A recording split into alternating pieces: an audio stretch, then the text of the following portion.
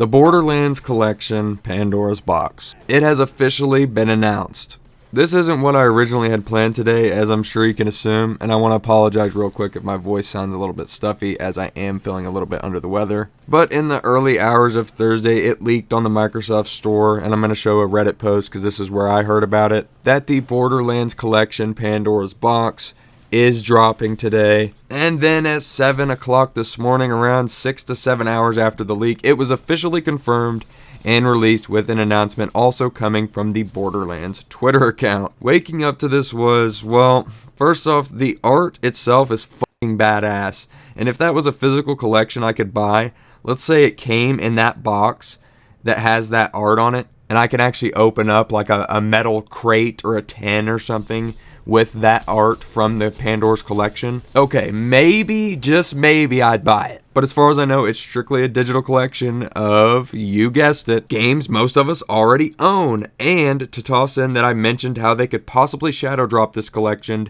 in a couple videos back in one of my Borderlands 4 uploads, here we are now on the 31st of August with no announcement that this collection was coming, no hype, and it's dropping. Why? Why not coincide this release with the movie or the stupid book that no one's going to have the attention span to read? I don't understand this decision at all. Take into account that one of the biggest releases of the damn year is also dropping on this date. Gearbox proves baffling us fans is what they're best at. And it reminds me of when Borderlands Game of the Year Edition Enhanced was announced, and then they dropped it like a couple days later. And that was a full-on remaster of the game, or a remake, I guess you could call it, not a remaster. But like I said, they proved time and time again that shocking us is what they're good at, whether that be for good or bad. Because this has got to be one of the biggest bonehead moves I've seen from a gaming company all year. Like, how did this even happen? I could just imagine Randy sitting around with the execs and he says, "We need another collection. Tales didn't do so hot, and we need to get the series back in the light."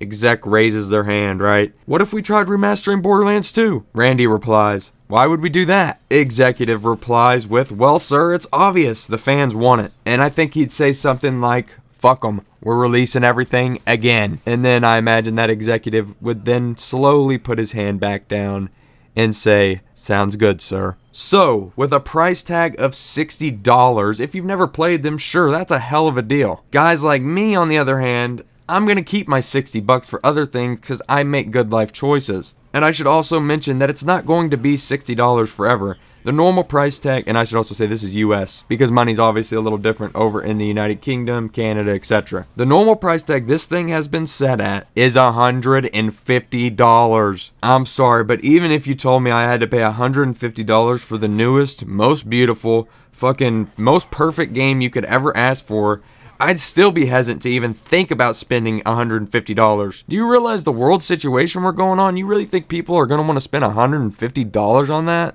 But I'm not saying I don't understand it. You will be getting Borderlands Game of the Year Edition, not Game of the Year Enhanced, mind you. This is the super old version of it. So yeah, pretty much super outdated, old, and shitty BL1. Borderlands 2, Borderlands the pre-sequel, Tales from the Border Tinnitus, Borders 3 Years Too Late, and a new Tales from the Wish We Forgot About It Happened, alongside all of the DLCs that come with those games. It's not currently known if any changes will be made to any of these games, but one can expect with Gearbox's track record of re-releasing these games virtually the same over and over again in the past, it looks like more than anything, this is going to be a way for them to try and boost the sales of their most recent release, which was the new Tales from the Borderlands, as it wasn't received well at all and was infamously shit on by the Borderlands fandom for clearly having an agenda and not giving a fuck about anything the series had already established up to that point. Now, I didn't even bat an eye at the new Tales game when it released. I think that was after Tiny Tina's Wonderland, so I was definitely all out by that point. I still haven't played the game, but I've heard plenty bad about it, and I'm definitely hesitant on jumping in even still. And I'll be damned if I'm going to be a number that spent money on that garbage. If I do play it, it's going to be through the Game Pass, because you know it's eventually going to hit the Xbox Game Pass if it doesn't already. That's going to be the one reason I have to get on the Xbox, is to play those Tales games, because they already have the first one on there if you did not know. So if you haven't played the first Tales from the Borderlands, it's a pretty good game. I enjoyed it. And it's free of charge right now on the Xbox Microsoft Store, if you have the Game Pass, mind you. But yeah, there's no way they're going to get me to spend money on New Tales if that's really the agenda here, is to try and boost the sales of that to make it look a little better.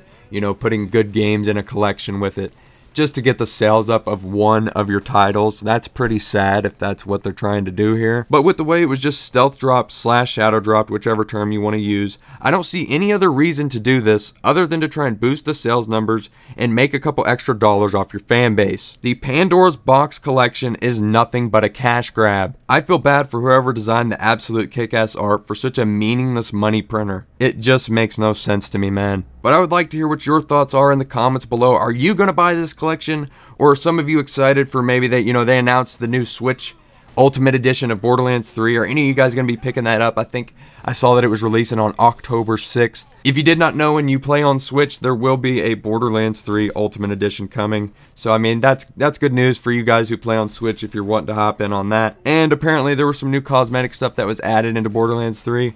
Who cares? But that's really all I've got for you guys today. I hope y'all did enjoy this video. If you did, make sure to smash a like on it and subscribe if you guys are new. I put up new videos every single Friday and Sunday, so keep your eyes peeled as it is just a Thursday. I think I'm going to try and get this video up today. But obviously, if it's Friday, you'll realize that it took me too long to edit, and you're seeing this on Friday. But I'm going to try and get it up today. I hope y'all are having a good night, morning, afternoon, wherever the hell you are in the world. And I love you all to death, and you guys need to stay safe out there. And with that, I will see you all in the next one.